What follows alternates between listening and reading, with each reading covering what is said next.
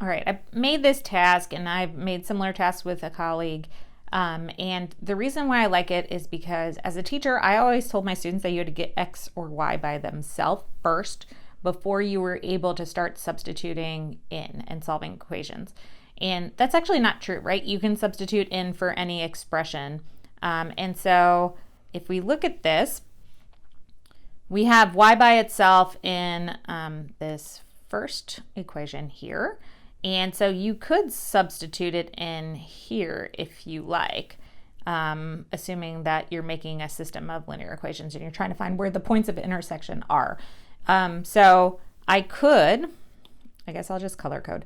I could put this Y, substitute this Y here. And so I'm going to replace this one of them with this value, say.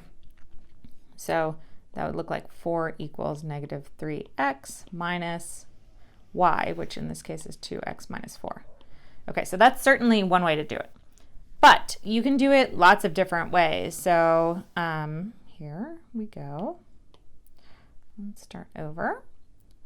What about if instead I noticed that there was a 4 here and a 4 here? Would that still work? Let's see. So y equals 2x minus, and 4 is equivalent to negative 3x minus y. Okay, so I substituted in two different substitutions, and let's see if we get the same thing or not.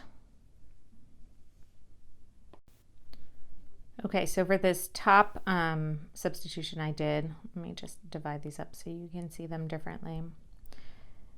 When we solve that, we get 4 equals negative 5x plus 4. So negative 5x equals 0, x equals 0. Okay, and then if we were to plug it back in, we would get y equals negative 4. So in this bottom one, say a student did this, you would get y equals 5x plus y. So 5x equals 0, x equals 0.